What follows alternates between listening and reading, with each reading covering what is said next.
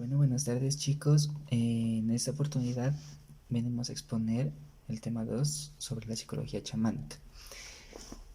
Para hablar de ello tenemos que contextualizarnos en el momento en el que nació esta psicología como tal. Para ello tenemos que remontarnos a la última clase que nos dio el profesor Lenin y cómo nos explicó de una manera el nacer del conocimiento según diferentes personas. Entre ellas estaba Freud, el cual nos decía que el sentimiento de culpa había originado una cultura y esa cultura dio origen al pensamiento. Tomando en cuenta esto, esta cultura influenció mucho al, al chamanismo como tal. ¿En qué sentido? En que ya dejó de ser importante o pasó a un segundo plano el preocuparse por cosas materiales y pasó a tener mucha importancia el ser como, como parte de la naturaleza y el espíritu pasó a tener mucha relevancia. En este orden de ideas podemos decir que la ideología de esta psicología es una ideología animista, porque es un imaginario comunitario que mira el mundo regido por almas, tanto en lo natural como en lo social humano.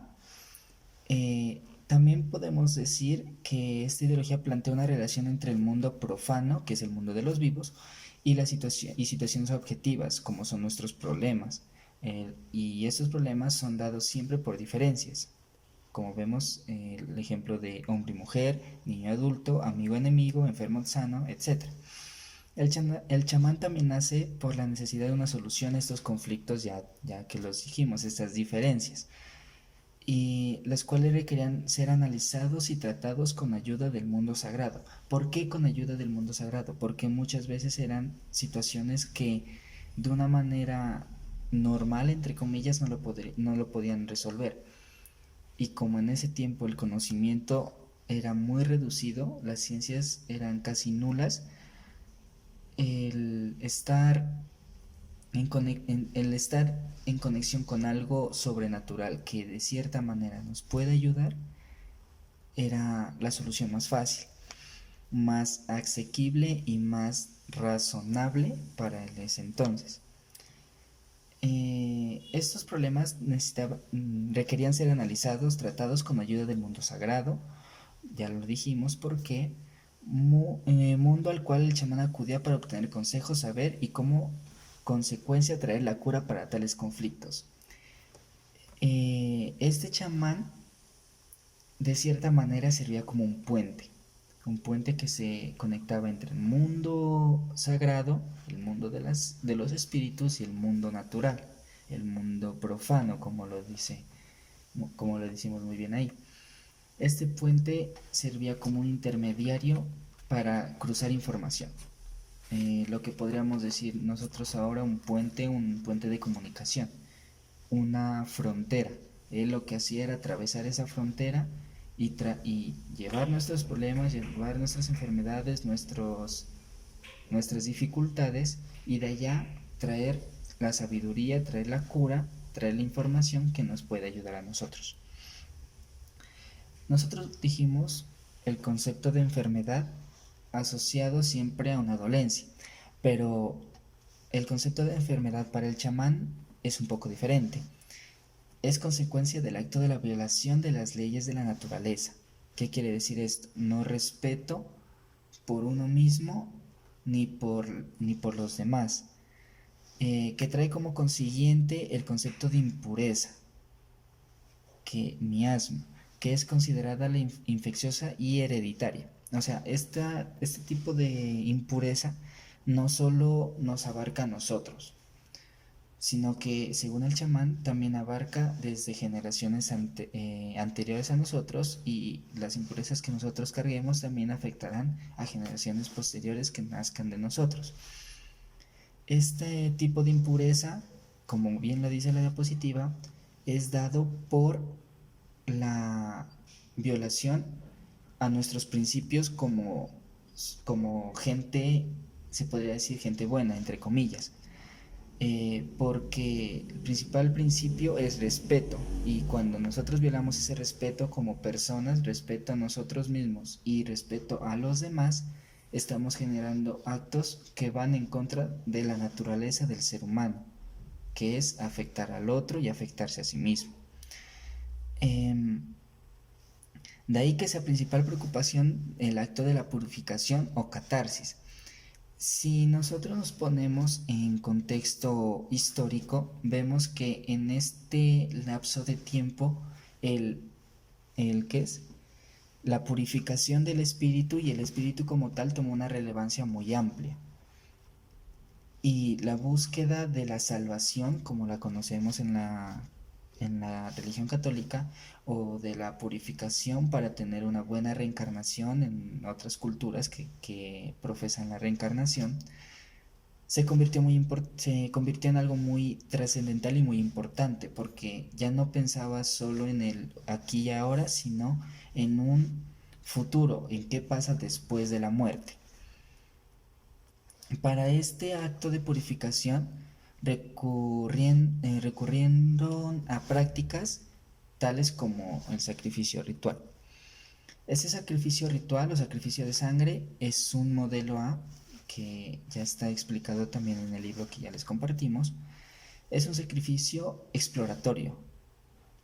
Antaño los jefes, sacerdotes y demás autoridades dentro de la sociedad o dentro de la civilización como tal, de la que nosotros hablemos, X civilización, estas tradiciones o estos rituales se realizaban en público. Eran rituales que trataban de complacer y aplacar las fuerzas sobrenaturales. En ese tiempo algunas culturas ya hablaban de dioses, pero otras culturas hablaban de seres que no sabían qué eran, pero sabían que estaban ahí. Su aplicación se basaba en la idea de que el sacerdote, por medio de rituales de transferencia, pasara toda esta impureza al animal o al ser humano que estaba siendo sacrificado, para que de esta manera este ser que estaba siendo sacrificado fuera como ofrenda al ser al ser sobrenatural que se le estaba realizando ¿qué es esta ofrenda? Y para así limpiar a toda la sociedad, o sea, no solo una persona, sino a toda la sociedad en general de todo lo malo que estaban haciendo. Si nos ponemos a analizar, el acto de la muerte siempre ha generado una relación con el acto de purificación. En la, ¿En qué es? En la religión católica, el acto de la muerte de Jesucristo nos limpió de nuestros pecados. Eh, si nos hablamos de ¿qué es? De las culturas mesoamericanas, el acto de sacrificar a una persona generaba que el Dios tuviera cierta complacencia con esta ofrenda y perdonara y ¿qué es? Y diera bienaventuranzas a quien le hicieron el sacrificio, a quien hicieron el sacrificio. ¿En qué se miraban estas bienaventuranzas? En la guerra, ganando guerras, o en los cultivos, dándoles buenos cultivos.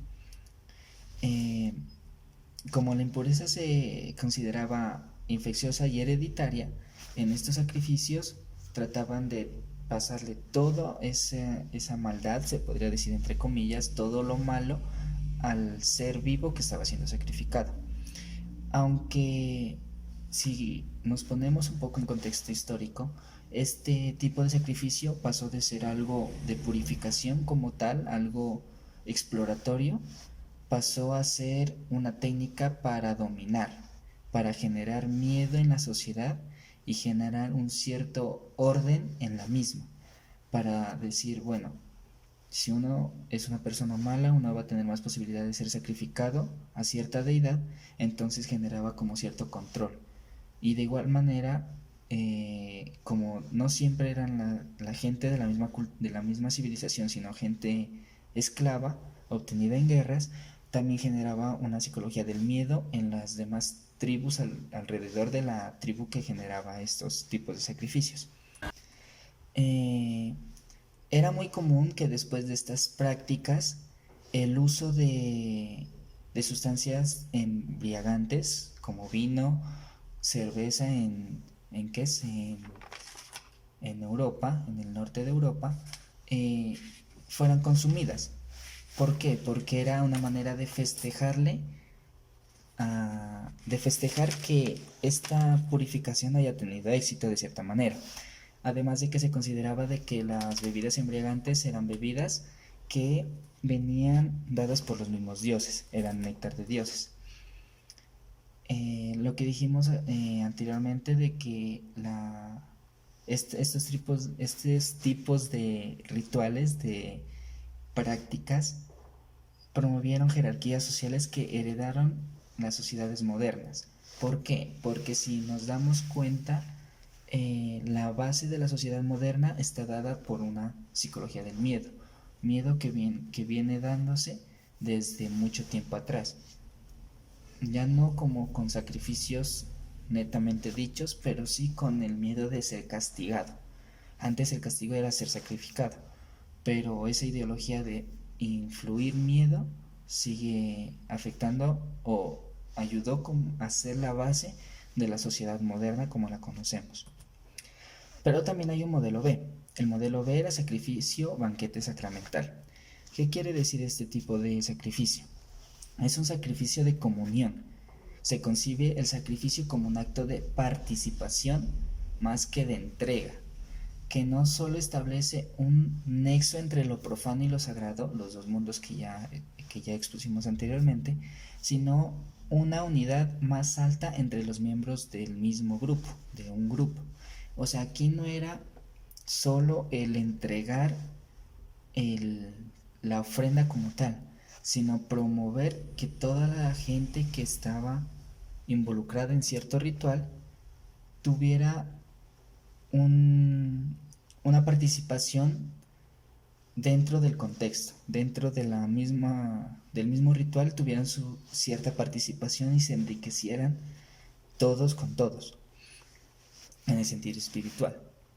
Es un acto de esperanza, comunión con un Dios reencarnado en una planta, en un vegetal o en una fruta, donde su ingesta por los comulgantes logra una identificación con los dioses. Este tipo de sacrificio o sea, lo podemos relacionar mucho con el momento en la Eucaristía cuando se toma el vino y se come la hostia. ¿Por qué? Porque es una reencarnación de un dios. Lo mismo pasa en las tribus indígenas cuando después de, por ejemplo, de un Inti Raymi, la comida ofrendada al Taita Inti es cocinada y dada a todos los de la comunidad. Este modelo B, perdón, pertenece en mayor medida a tribus nómadas con una jerarquía lineal. Los rituales de este sacrificio siempre tienen uso sistemático de plantas psicoactivas. Podemos volver a tomar el ejemplo del Inti Raymi o del Quilla Raymi, perdón, donde el taita o el chamán que lidera el ritual siempre va a estar con su pipa o siempre va a estar con su hoja de coca en la boca. ¿Por qué? Porque estas plantas de cierta manera son sagradas dentro del contexto chamánico, pues ayudan a tener una visión más amplia de lo que nosotros como sociedad y de lo que él puede observar en el mundo sobrenatural, se puede decir. Pero esto ya lo explicamos un poco más adelante.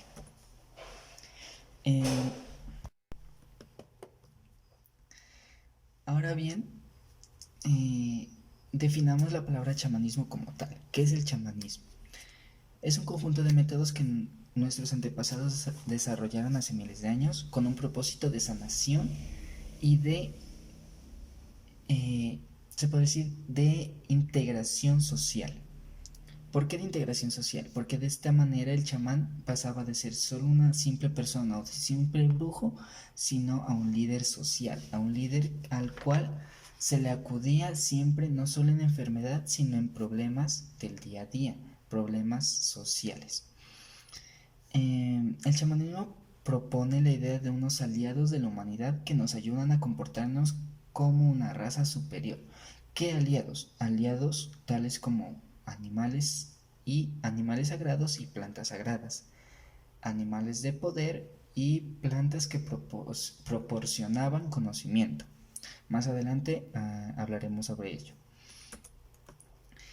Eh, este, el chamanismo propone principalmente la antítesis del sacrificio del método A, porque pasa de proponer como principal objeto el sacrificio de sangre, la entrega de sangre y de carne a una deidad superior, a que el lenguaje tenga un papel importante, importantísimo, como algo mágico y poético, buscando resolver las preguntas que aquejan al espíritu. El chamán podría ser considerado ¿qué es? El primer psicólogo o la base de la psicología como tal, del psicólogo como tal, porque el chamán, aparte de generar sanación con sus viajes astrales y todo, es una persona que escucha, que usa el lenguaje como un método para apropiarse de lo que está sucediendo a la persona o a la comunidad en general en la que él convive, y trata darle una solución a través del mismo lenguaje, no por un medio mágico, sino por un medio al cual él se le ha enseñado de cierta manera. Las sociedades que se apropian de este pensamiento chamánico son en su mayoría fraternales. ¿Por qué son fraternales? Si nos ponemos a ver un poco del origen del chamanismo, que ya viene más adelante, el origen de cada chamán siempre es una mujer.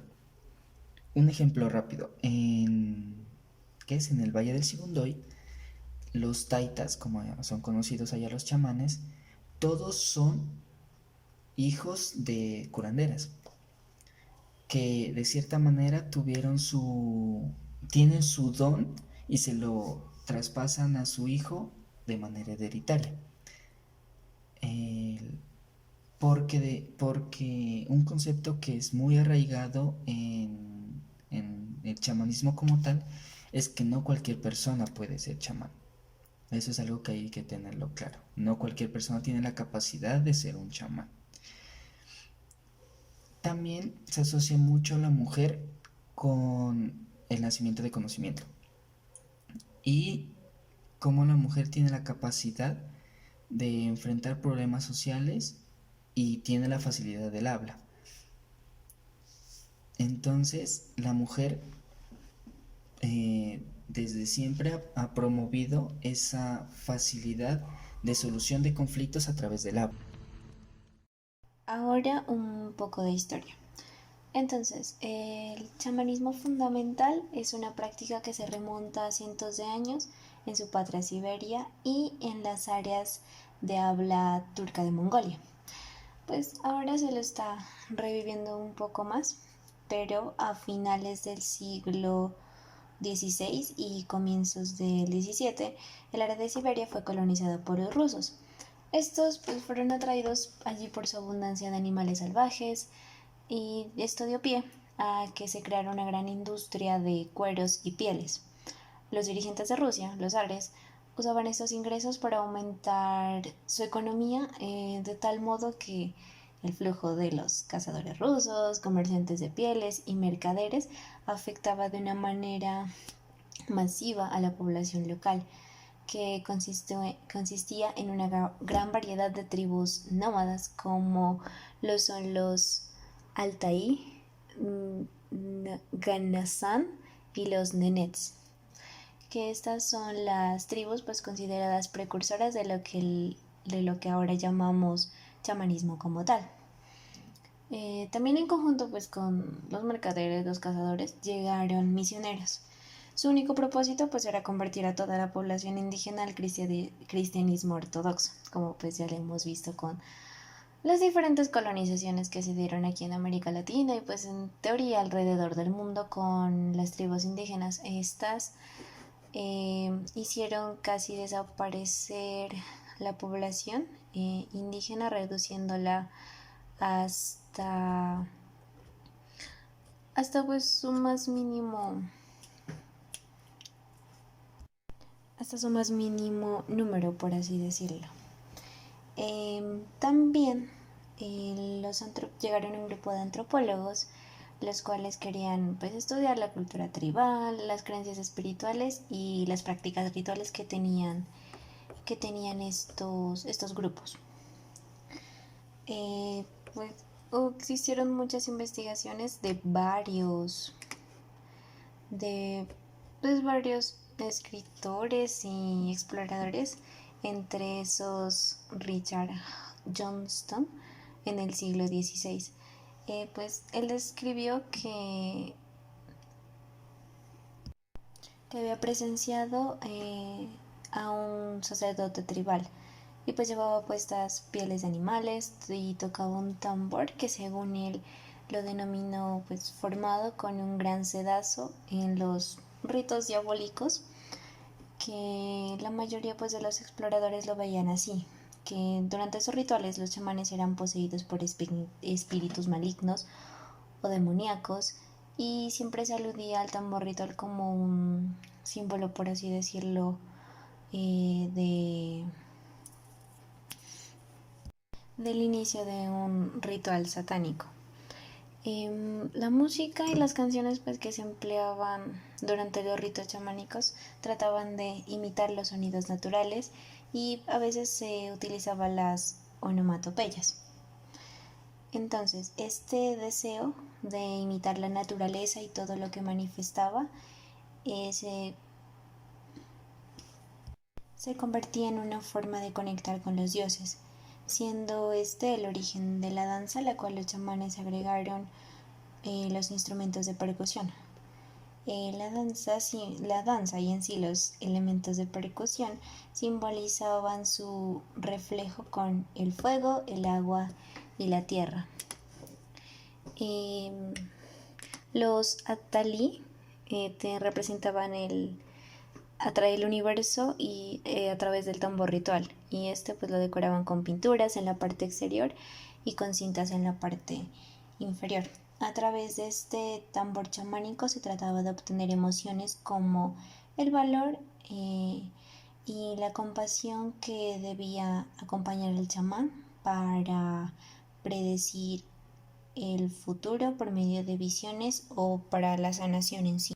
Dentro de estas culturas, los chamanes, llamados también Noatli, eran fundamentales para el pueblo. El maestro enseñaba ciertas técnicas a sus pupilos, pero pues con la capacidad de curar y predecir solo lo recibía cuando el espíritu entraba en ellos. Entonces aquí entra a jugar un papel muy importante todo lo que tiene que ver el tambor chamánico, que este induce al estado chamánico de conciencia y se transforma en un vehículo de tránsito entre las realidades paralelas, es decir, el mundo espiritual y su correlación con otros planos de existencia. Pues la música tribal siempre ha sido y es de ayuda para aliviar los problemas de estrés y nerviosismo, y también, como se dijo anteriormente, se puede inducir a los estados alterados de conciencia, que es lo que permitía al chamán mantener ese vínculo entre las realidades y poder ayudar a la sanación de las personas, si en este caso pues se lo pedía así. Lo que los chamanes hacían era sentarse bajo un árbol y tocaban sus penas, sus tristezas, sus anhelos y sus inseguridades, de tal forma que encontraban la respuesta y la paz. Los chamanes también describen el sonido del tambor como la voz de los espíritus. Y mitológicamente el chamán realiza la caja del tambor con un trozo del árbol de la vida, del Axis Mundi proporcionado por sus guías.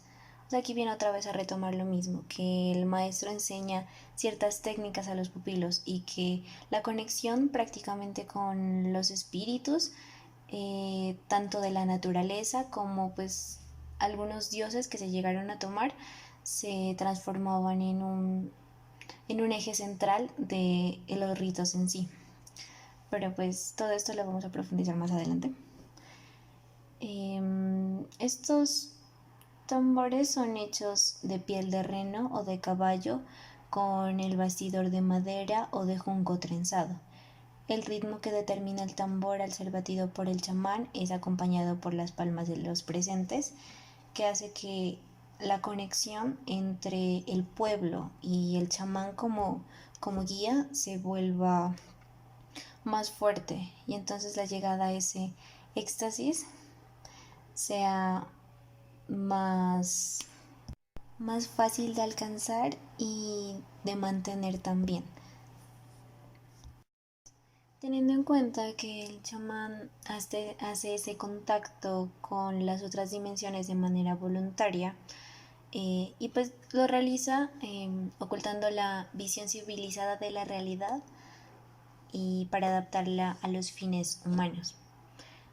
En este orden de ideas, pues el chamanismo se lo puede considerar como una religión siempre y cuando se adopte el verbo religare. ¿Qué significa religare?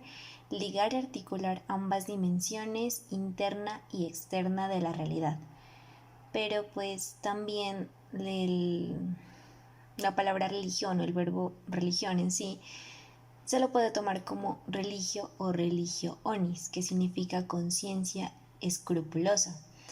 Esto pues hace parte de el significado pues de todas las religiones católicas como sí, que son las que son consideradas como religiones en el pues, verbo religio.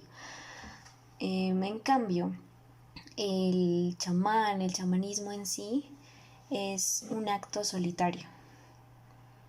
Entonces no se lo podría considerar como una institución social netamente dada ya. Ahora bien, el chamanismo en América. La utilización de poderosas plantas autóctonas para el diagnóstico y la curación de enfermedades, así como la comunicación con los planos sobrenaturales, pues desde hace tiempo, desde hace cientos o miles de años, se han convertido en un recurso fundamental para el chamanismo americano. Pues un ejemplo podría ser el chamanismo que se desarrolla en la Amazonía. Este pues, chamanismo se ha mantenido con varios cambios a lo largo de miles de años. El chamán dentro de esta región se le conoce como payé. Él trabaja con el mundo natural, con animales y con plantas. De estos consigue el poder que le permite sanar y tener visiones, lo que hablábamos anteriormente. También de él se espera que realice sacrificios en nombre de la tribu y se someta a privaciones y austeridades a fin de refinar al máximo sus capacidades. Un payé también tiene que tener una buena voz, puesto que mucha de la fuerza que el chamán durante su preparación, iniciación y pues todo el proceso que conlleva está contenida en los cantos y canciones de poder mágicas. Por encima de todo debe estar dispuesto y ser capaz de cambiar de forma. Aquí viene a jugar un papel muy importante los animales de poder. Entonces se puede transformar en animales terrestres, en pájaros o en peces, porque solo de esta manera se puede comunicar con los poderes superiores que le permiten curar y encontrar la verdadera visión. Una pues de las tradiciones más comunes de los chamanes de la Amazonía es transformarse en jaguar. Esta criatura es la más fuerte de toda la región, se podría decir, y varias de las palabras para describir a distintos chamanes y el trabajo que realizan derivan de este nombre. Por esta razón, a los chamanes también se los apoda los chamanes jaguar, aunque también pues pueden tomar diferentes formas. Sin embargo, como ya dijimos, el jaguar representa su animal de poder más fuerte. Pues estas transformaciones se consiguen por diferentes medios. Una de ellas es tomar un alucinógeno o realizar un ritual o adornarse con huesos, dientes y pieles de jaguar.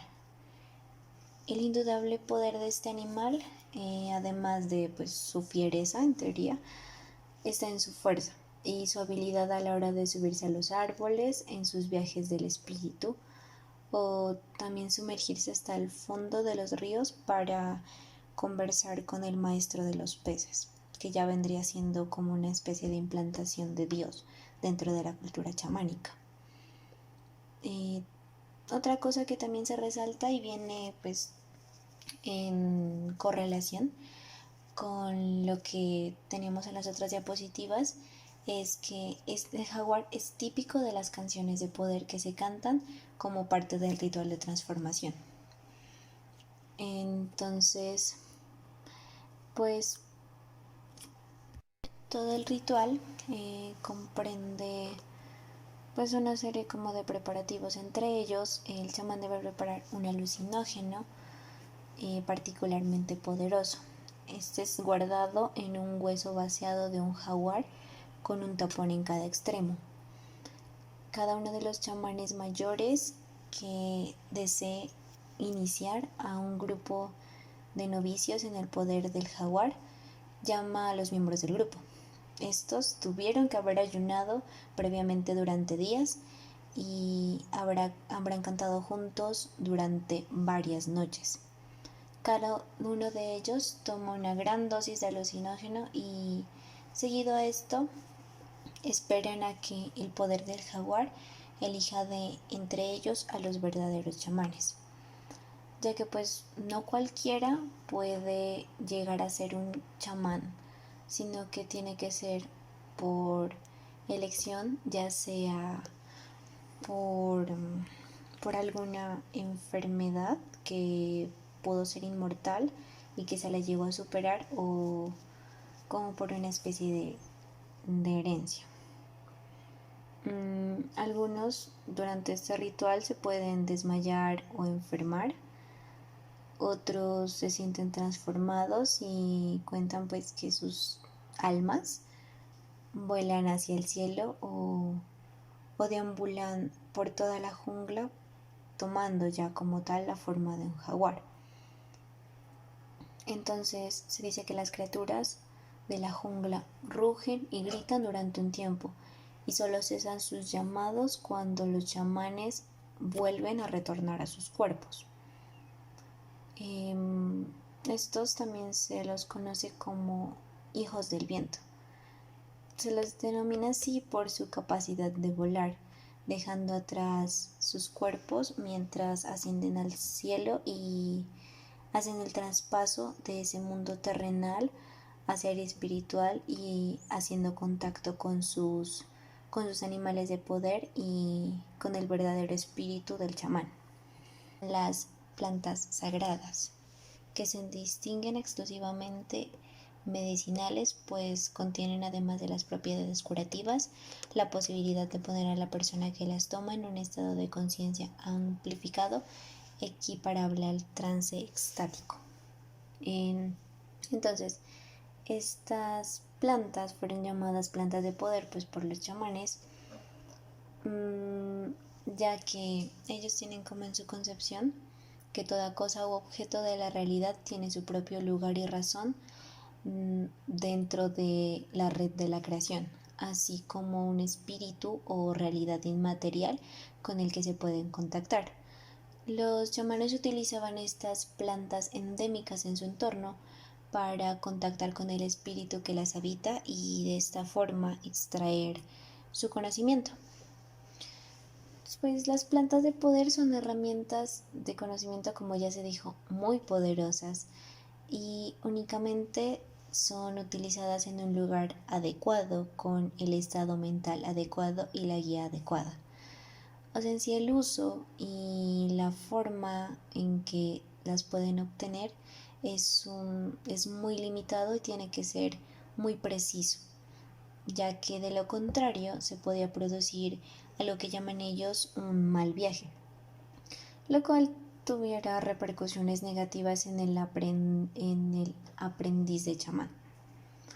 Bueno, esto ocurre por un mal manejo de las condiciones externas y las situaciones internas, o pues por el contrario, debido a una sobredosis. Pero bueno, las drogas pues que se utilizan, drogas psicoactivas que se las puede llamar, o plantas de poder en este caso, que los chamanes utilizan hoy en día, las más conocidas son el ayahuasca, el peyote, el toloache, los hongos y demás plantas sagradas. Estas son herramientas que ayudan al chamán a poder llegar al estado de éxtasis en el cual se desprende de su cuerpo terrenal y viaja al mundo de lo extranormal, o también conocido como el mundo espiritual. Bueno, el peyote es un cactus endémico, es probablemente el psicoactivo natural más potente que existe y su efecto puede durar hasta 3 días y sus efectos se pueden reproducir de manera puntual semanas después del viaje. Los chamanes mexicanos consideran la planta de poder de mayor valía, siendo el mezcalito, pues el espíritu que habita esta planta, uno de los más altos y poderosos a los que se puede acceder. Debido pues a su alto poder, los mal viajes con esta planta suelen ser bastante habituales. Específicamente los huicholes, una de las pocas naciones indígenas mexicanas que tienen autorización para consumir y transportarlo, em, lo equiparan a un dios, a quien llaman Hikuri, el venado azul de cuya carne extraen medicina para el cuerpo y para el espíritu. El ritual para recoger y consumir el peyote solo puede ser dirigido por un Mara Akame, un chamán que guía la peregrinación, prepara las plantas, narra las diversas historias sobre el origen de la humanidad e incluso preside ritos como las iniciaciones de los chamanes y matrimonios. En usos más religiosos es necesario purificarse antes de consumir el peyote. Como ya lo dijimos, se hace mediante ayunos, confesiones de hábitos sexuales y baños rituales. Los psicoactivos se presentan aproximadamente 40 minutos después de la ingesta. Los síntomas físicos pueden incluir hipertermia, que esta es el aumento de la temperatura corporal. También se pueden presentar pupilas dilatadas y una gran energía física. Pero los síntomas psicológicos son un poco más difíciles de describir. Pues al ingerirlo, incluso con dosis bajas, se puede presentar una despersonalización, una pérdida de la percepción temporal o desaparición del ego, además pues de las ya conocidas alucinaciones visuales, auditivas, gustativas, y pues todo el aparato sensorial se empieza a entrar como en trance. Lo más común es que esta se trate de una experiencia de gran conexión con uno mismo, con la naturaleza y con la vida en general. Se dice que el peyotito es un maestro porque lleva a la conciencia a lugares de un pasado remoto a los que no habría podido ir de otra forma, provocando la sanación de heridas psíquicas hace mucho olvidadas, así como una reconfiguración de los traumas padecidos en la infancia, lo que pues con mayores investigaciones y en diferentes contextos clínicos pues podría ayudar a aliviar el dolor de pacientes de estrés postraumático. Otra especie de planta que se utiliza como plantas de poder son los hongos o setas psilocíbicas. Esta sustancia induce el trance psicodélico Los efectos generales pues de esta es que agudiza los sentidos, así como estimula la expresión y el reconocimiento de las propias emociones. También puede causar aumento de la locuacidad, ganas de conversar y de expresar sentimientos, y en algunos casos pues puede causar alucinaciones y una percepción alterada de la realidad, lo que pues se conocería prácticamente como las alucinaciones. Bueno, otra de las plantas pues más poderosas que se encuentran dentro de las plantas de poder del chamanismo es el San Pedro. En el Ecuador, este recibe los nombres de Aguacoya o Gigantón. En el norte de Perú también se le llama por su nombre en quechua Hachuma o Huachuma, que significa borrachera o mareación. Los chamanes usan ese cactus distinguiendo pues cuatro tipos a partir del número de costillas que tienen. Los más raros tienen cuatro y estos son considerados los más potentes, ya que las cuatro costillas representan los cuatro vientos y los cuatro caminos. De esta forma, el uso espiritual que le suelen dar los chamanes es para sanar el alma de los pacientes. Entonces, el chamán cumple la función en nuestra cultura que lleva un psicólogo, un sacerdote y un médico. Los usos terapéuticos de esta planta en sí y de todas las plantas de poder no restringen al cuerpo físico, sino que su capacidad psicoactiva puede afectar positivamente a los neurotransmisores cerebrales, actuando en la esfera de la mente y de las emociones de forma sanadora. Este lo puede tomar el mismo chamán o dárselo exclusivamente al paciente, o en otro caso lo pueden tomar en conjunto. El ritual pues en sí consiste en que el paciente florezca durante la ceremonia nocturna, o sea, florezca entre comillas, eh, hacer que su subconsciente se abra como una flor.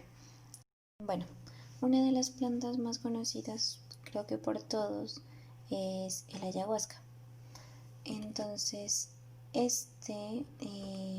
ayahuasca, posee un componente psicoactivo que, unido a las hojas de un arbusto llamado chacruna, transporta a los chamanes al mundo de los dioses, para que estos dioses les instruyan en cómo curar a los enfermos del cuerpo, mente y espíritu. El conocimiento pues de la ayahuasca se enfoca más en lo terapéutico, mágico religioso de los pueblos indígenas amazónicos. Se lo utiliza para realizar conexión en los mundos mágicos de los dioses, en la expansión de la conciencia. La ayahuasca es conocida y usada por los pueblos indígenas, quienes consideran que el espíritu de la naturaleza, una planta maestra y sagrada. Esa constituye el fundamento del chamanismo, de la medicina tradicional y de la cosmovisión indígena de pueblos selváticos amazónicos. La leyenda indígena nos cuenta que los dioses le dijeron a los chamanes ancestrales la ubicación exacta de las dos especies con las que se prepara la ayahuasca, y este conocimiento pues fue pasado de generación en generación, y, y esto en cierta forma se lo conocería como tradición oral. Para otros pueblos, la Iliana fue un hombre del cielo y la Chacruna una mujer linda de la tierra, que se casaron y al morir hicieron el juramento de que juntos siempre enseñarían y curarían a los seres humanos. De la tumba del hombre nació la liana de ayahuasca y de la mujer nació la chacruna. Para ciertos pueblos de la Amazonía, la liana de ayahuasca es la que le da la fuerza y la chacruna da la visión. La exacta combinación de ambas es la que hace posible que el portal entre el mundo de los dioses y nuestro mundo se abra. Todo esto pues es para purificar y sanar el espíritu, el cuerpo, la mente y las emociones, a partir pues de esta conexión mágico-espiritual en la que te sumerge la ayahuasca. Por medio de esta se adquiere conciencia de la existencia en su verdadero significado. Así pues podemos decir que el espíritu de la ayahuasca nos cura, nos enseña y nos guía a ser capaces de enfrentar nuestras dificultades. Entonces nos permite entender la relación armoniosa con la madre naturaleza, con los demás seres y con el universo. De esta forma se reconcilia nuestra propia existencia. Los pueblos indígenas que utilizan el ayahuasca dicen que con el espíritu de la ayahuasca vas a ver y a entender. Pues existen diferentes ceremonias y rituales para tomar el ayahuasca. Esta se suele realizar de noche. En la ceremonia de los amazónicos, los participantes se sientan en el suelo formando una especie de semicírculo, mientras que el chamán exhala el humo de un cigarro que se llama mapacho alrededor de la gente para ahuyentar energías negativas. En el centro, el chamán pone la ayahuasca y todos los materiales pues, que se necesitan para la ceremonia.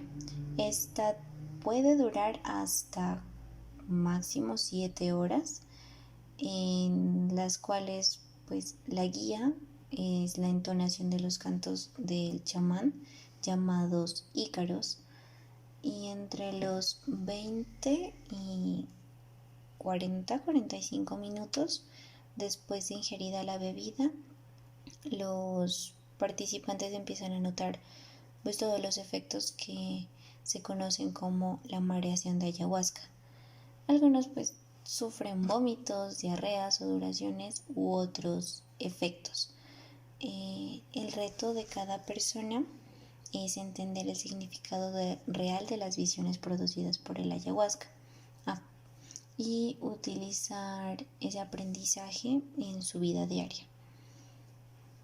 Algunos hasta incluso la han llamado como un psicoactivo que reproduce una cierta sensación que una persona puede llegar a sentir al estar como al borde de la muerte, o sea, como popularmente se dice, estar viendo la luz al final del túnel. Durante este estado mental, pues la mente humana tiene la habilidad de ver otros mundos. Esta puede durar algunas horas o días enteros. Esto depende demasiado de la dosis que se le suministra a cada persona. Pero las sensaciones que prueban los chamanes son todas bastante parecidas. Pues todo el viaje que produce la ayahuasca da inicio con una euforia bastante intensa. Luego el alma se siente como expulsada fuera de su cuerpo. Cuando ocurre esto, se puede viajar y visualizar figuras y formas geométricas de colores bastante intensos. Sin embargo, pues cada experiencia es individual y única. El ayahuasca es una bebida que resulta de las decocciones de múltiples plantas. Entre esas, pues las dos ya mencionadas, que son la liana y la chacruna. Entonces aquí podemos decir que el estado en el que entra el chamán al estar en contacto con los diferentes tipos de plantas y en especial con la toma de la ayahuasca da pie a un plano superior de conciencia. Está a la merced de un conocimiento más vasto y profundo al que nosotros podemos llegar de manera normal por su contacto con los dioses y su vuelo, por así decirlo, de entre los diferentes mundos o dimensiones en los que su cuerpo espiritual empieza a viajar.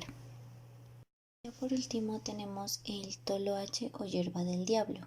Este ha sido usado como medicina, como medio para diagnosticar enfermedades, tener visiones, también como amuleto, entre comillas, para ganar apuestas, como auxiliar de cacería y en ceremonias iniciáticas de los jóvenes de ambos sexos. Esta planta se la considera como sobrenatural y poseedora de un espíritu invisible. Se la utiliza para manipular el clima, hacer limpias y fetiches o curar algunas dolencias.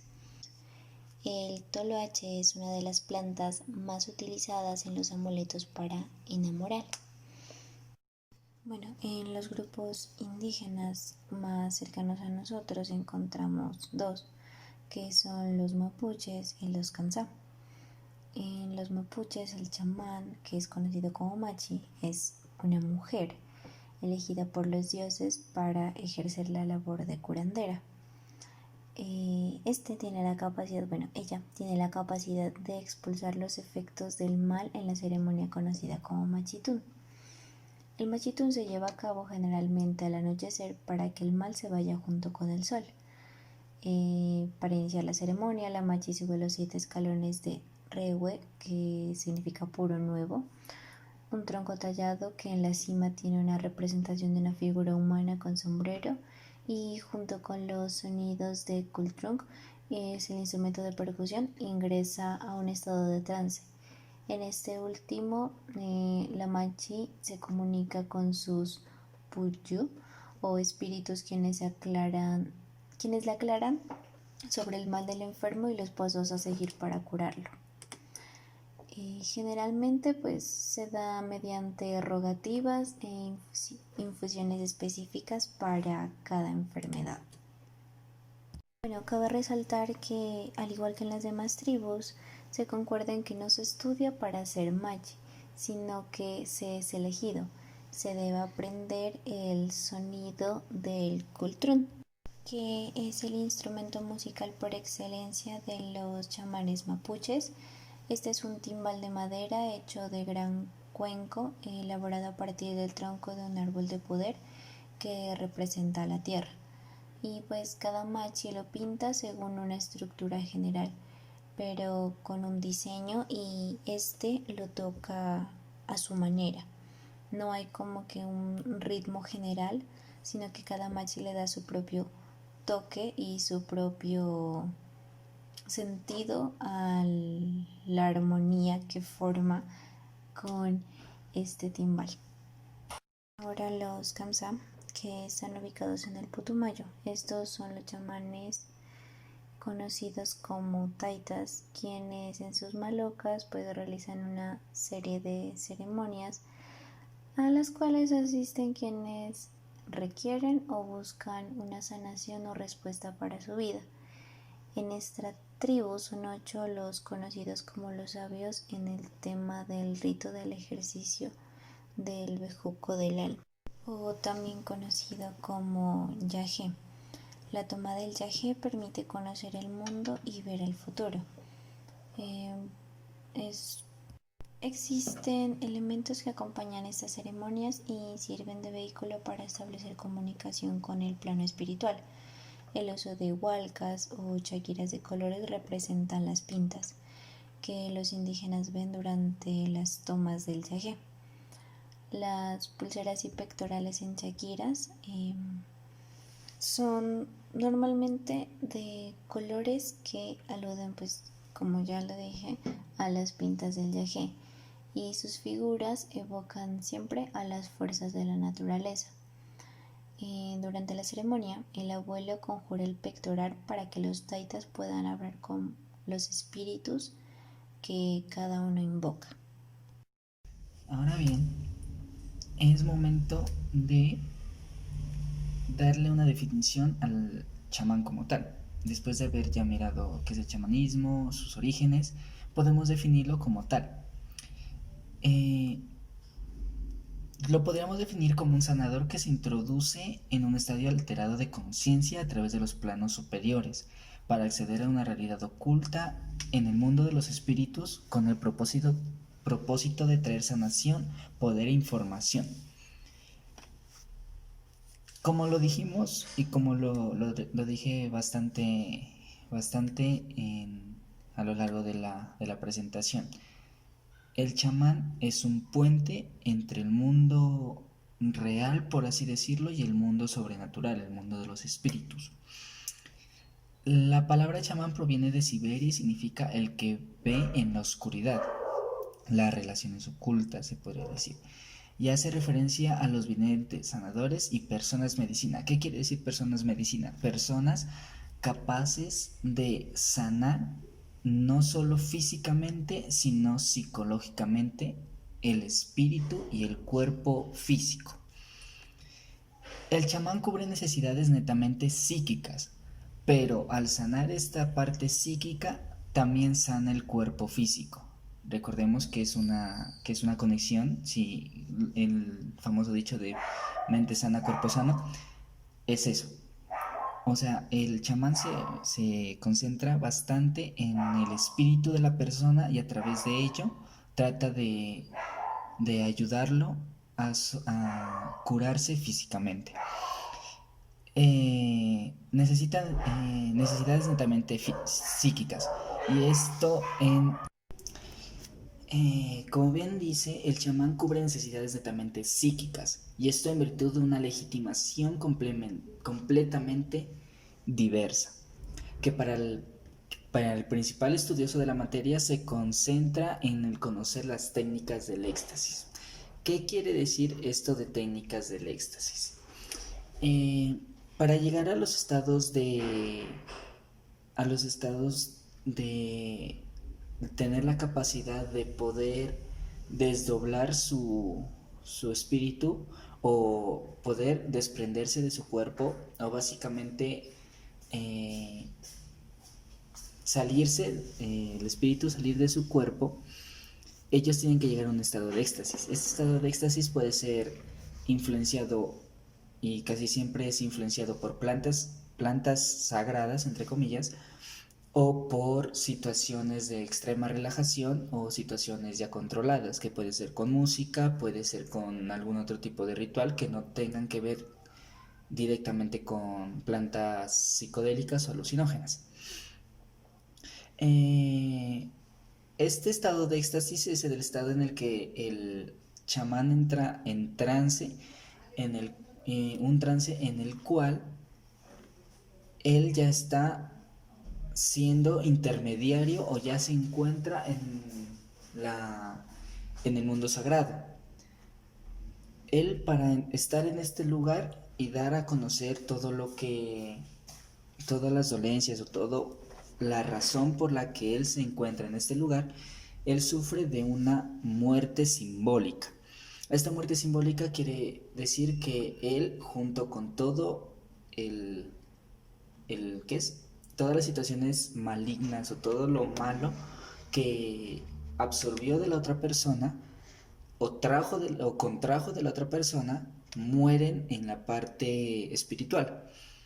Y al renacer simbólicamente ¿qué es? En el mundo sobrenatural, el chamán ya posee la sabiduría y ya posee el conocimiento por el cual, con el cual ya puede regresar y dar una solución al problema específico.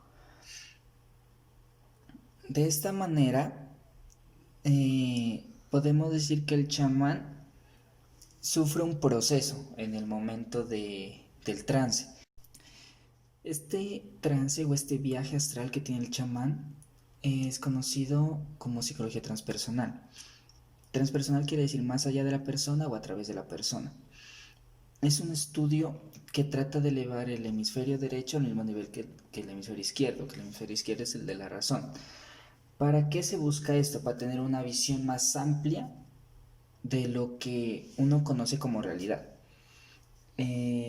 Básicamente, lo que hace el chamán es abrir su percepción del mundo a mayor sensaciones, a más estímulos que le permitan de cierta manera obtener más información y mayor conocimiento. Eh, el chamán también tiene una gran capacidad lingüística. Es una persona que a través del lenguaje, como ya lo dije antes, busca sanar, busca encontrarle, primero que todo, la razón y el porqué de la dolencia física o espiritual que posee la persona o la comunidad en general. Y a través del mismo lenguaje, después de haber pasado todo ese proceso de trance, de transmutación, de muerte simbólica y de renacer simbólico, tratan de darle la misma solución a través del lenguaje principalmente. Y luego de ese lenguaje ya se apoya en lo que nosotros conocemos como plantas medicinales o plantas curativas. Pero para el chamán lo principal es la sanación espiritual a través del lenguaje. El, en este contexto podríamos decir que el lenguaje como tal pasa de ser una simple manera de comunicación a tener una importancia casi que medicinal para el chamán. Porque aparte, como dije, de las plantas y de los rituales de limpieza y todo, el lenguaje le sirve como el principal tratamiento para cualquier tipo de dolencia espiritual que tenga la persona. Por eso el chamán como tal es muy... ¿Cómo podríamos definirlo? Es muy elocuente en el sentido de que cuida mucho la manera de expresarse, pues sabe el poder que posee su, su palabra y que posee las palabras en general. Como lo dije antes, el chamán no es cualquier persona la que quiera decir, no, en ese momento quiero convertirme en un chamán y lo convierte, pasa el proceso y todo, sino que el chamán como tal es una persona que ha sido elegida y que tiene las capacidades idóneas o lo que nosotros conocemos como dones de poder ser este lingüista y este medium, podríamos decirlo, entre el mundo espiritual y el mundo profano. De esta manera, el chamán pasa a ser más que un brujo, más que un curandero, a ser un psicólogo, entre comillas, primitivo. Un psicólogo que abarca una base espiritual, pero también tiene su base, ¿qué es? Su base científica, entre comillas. ¿Qué es?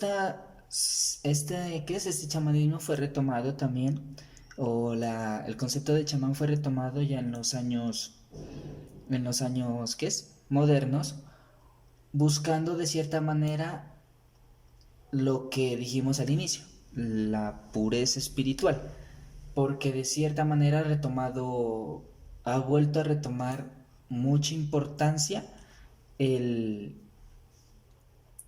el estar bien consigo mismo en el ámbito espiritual y físico. Ahora nosotros tenemos ejemplos en las malocas de los rituales de limpieza, rituales de iniciación, ¿qué es? Rituales de yagé, de ayahuasca, que permiten al participante y al chamán o al taita entrar en un estado en el que todos conocen y todos miran la realidad del porqué de la situación individual o de la situación grupal. Gracias a esto nosotros tenemos o conocemos más de este tipo de psicología o este tipo de tratamiento de la persona que nos permite ver que no todo es una realidad objetiva que nos han presentado siempre, sino que también hay algo más que de cierta manera también nos influye a tener una percepción más amplia de lo que nosotros conocemos como realidad o como mundo.